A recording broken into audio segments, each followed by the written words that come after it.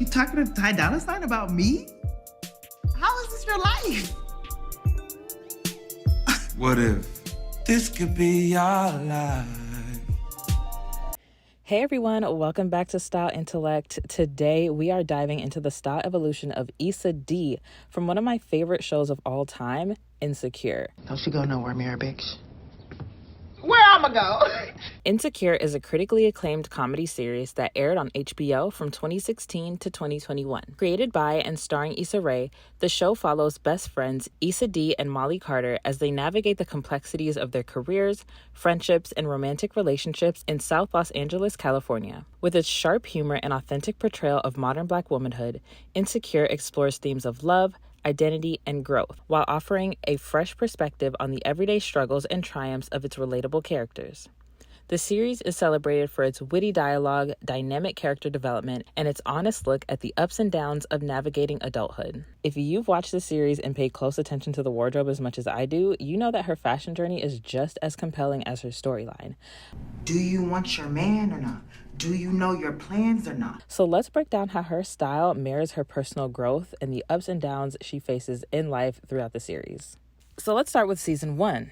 Issa's style, well, let's just say it leaves a lot to be desired. I mean, outfits that just seem haphazardly put together, cardigans over graphic tees and plain jeans, not exactly what you'd call polished or sophisticated. But it makes sense, right? She's working as a youth liaison for We Got Y'all, a nonprofit organization. She's dealing with a lot in her personal and professional life. Her rocky relationship with Lawrence, the ongoing struggles and challenges at her job, and let's not forget the likely budget constraints that the show probably had in the first season. These limitations naturally impact her wardrobe choices.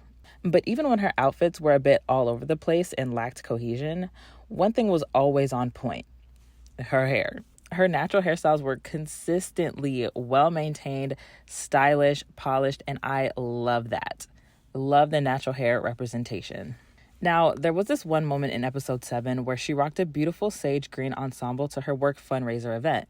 And it stood out because it was such a departure from her usual casual attire. But those shoes, yeah, Tiffany definitely was not wrong there.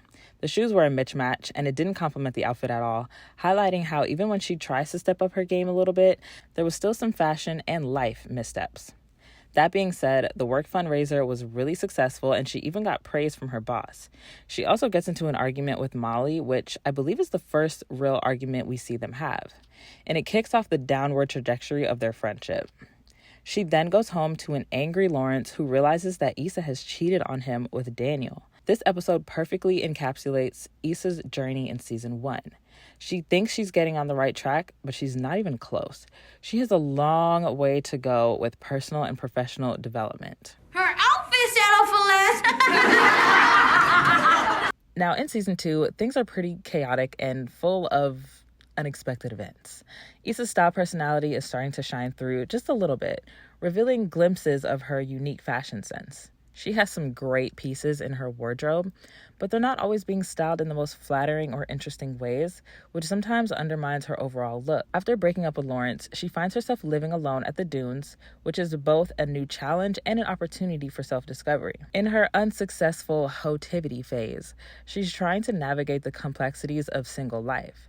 She's attempting to get over the relationship by distracting herself with dating apps and casual hookups. But these encounters often leave her feeling more confused and unfulfilled. This phase is marked by a series of hilariously awkward situations, reflecting her struggle to move on and find a new sense of normalcy. But that is totally expected, seeing as she was in a relationship with Lawrence for 5 years. That's a long time, especially for someone in their 20s. Hey, pull down your motherfucking pants and show me what the fuck you got. Season 3 is, well, still chaotic for our girl Issa. Actually, it's even more chaotic than before. She's living on Daniel's couch, caught up in this complicated and tumultuous yo-yo relationship with him. She's having an incredibly hard time looking for an apartment due to her financial struggles. She's struggling with her job at We Got Y'all, and she's driving for Lyft to make some extra money on the side. With all these pressures, her life is a whirlwind of uncertainty and frustration. We also see her friendship with Molly becoming more and more strained. This growing instability and constant back and forth are clearly reflected in her wardrobe choices. Her outfits show signs of progress and maturity, but also reveal that she's not quite there yet. Her clothing is becoming more refined, but there are still moments of uncertainty and experimentation as she navigates her evolving sense of self and place in the world. This mirrors her internal struggle and the external chaos she's trying to manage. Eventually, Issa gets a part-time job as a property manager, which finally allows her to get a super affordable apartment and move out of Daniel's place. Hi, Daniel. This move signifies a big step in her quest for independence and stability. She also starts dating Nathan, who seems like a promising and exciting new love interest at first. He's the one who gives her the confidence to quit her job at We Got Y'all and start her own venture, something she'd been dreaming about but was too afraid to pursue. However, unbeknownst to her and him at the time, Nate is bipolar. By the end of the season, Nate ends up ghosting her, leaving her feeling abandoned and confused, adding another layer of complexity to her already chaotic world. Trying to pull together this block party is proving to be much more complicated than she anticipated, and these unexpected turns leave Issa at a crossroads, facing new challenges and uncertainties as she continues to strive for stability and happiness in her life. I already told you about that shirt. Burn it. Also, you thirsty? Then we get to season 4, where we really start to see Issa coming into her own and blossoming as a character. She zeroes in on her goals and her style game steps up a notch. She's dressing more and more like the woman she wants to become. In episode 1, when she meets Condola, can we just talk about the green suit? Yes, ma'am. It is stunning and the color fits her perfectly. And the plaid turtleneck underneath, perfection. The combination is both daring and professional, showcasing her evolving sense of style. She's looking more confident, professional, and polished. Despite a few roadblocks, her first block party is very successful and sets a good foundation for future opportunities. However, her strained relationship with Molly comes to a head when they get into a huge argument at the block party, which results in an abrupt ending due to people thinking Molly had a gun.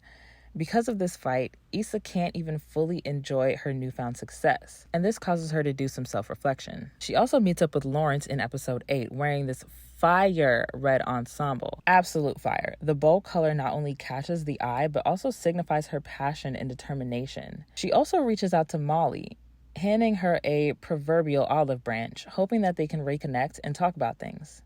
And she's wearing this orange and blue plaid top with burnt orange pants. Just wow. The coordination of colors and patterns is a testament to her growing fashion sense. Even though that meeting was underwhelming, to say the least, at least she looked amazing. Okay.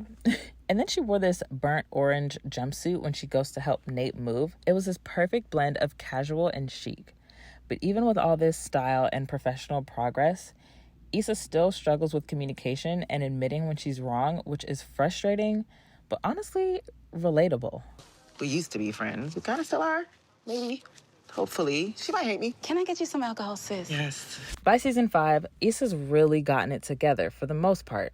Issa's style has become the perfect blend of creative and confident, which aligns with her creative professional work. She's found the colors that work for her. A lot of earth tones and jewel tones that complement her gorgeous skin. In the show, a year passes, and she looks good. She has success and confidence in her career, but things are still a bit shaky in the relationship sphere. She and Nate have reconnected and started dating again, but her feelings for Lawrence still linger. She's still a bit inconsistent and all over the place emotionally. And as a late 20-something who's struggling to find footing in her career, it is really hard to juggle an uncertain career with personal development. I've seen a few people mention on Reddit that Molly evolved way more than Issa by the end of the series, and while I agree to a certain extent, I think there's a reason for that. And I also think they both did evolve a lot, but in different ways. You see, Molly was a lawyer. She was financially set, very sure of her career, and therefore had at least some mental space and resources to work on her personal development. Yes, her job keeps her very busy as a corporate lawyer, but she's able to do things like see a therapist and take time off for vacation. Issa was struggling with her career and relationships, and when she figured out what she wanted career-wise, she still had to juggle her side gigs of Lyft driving and property management while navigating this non-traditional career where a path is not clearly laid out like that of a lawyer. As someone who literally is Issa, like I am Issa. Issa is me. She, we are one. It's very hard. You don't have as much mental space. So the progress she did make was commendable, if you ask me. You don't have as much mental space to really make a lot of progress when it comes to personal development. You're so worried about how the next bill is going to be paid or if you're making the right moves for your career. It's really hard. So the progress she did make was very commendable. It's when she finds success in her career that we really start to see some personal and emotional progress within Issa. By the end of the series, she patches things up with Molly, gets back with Lawrence despite his having a child with Condola. And it seems like everyone has finally found the lives that they've been striving for. I just want to fast forward to the part of my life when everything's okay. So that's Issa's style journey and character evolution from season 1 to season 5. It's amazing to see how her fashion choices mirror her personal growth and the challenges she faces along the way. Let me know in the comments which of Issa's looks mentioned in this video was your favorite. Or if it wasn't mentioned, still let me know anyways. She went from super casual graphic tees, cardigans, and an undefined style to super chic, polished, but still creative and fun power suits and impeccably styled plaid pieces. One thing I love about Issa's style is how she plays with patterns and colors. Once she figured out her color palette, that's when we really started to see her style coming together. Don't forget to like, subscribe, and hit that notification bell so you don't miss out on our next video. Until next time, stay smart and stay stylish. Bye.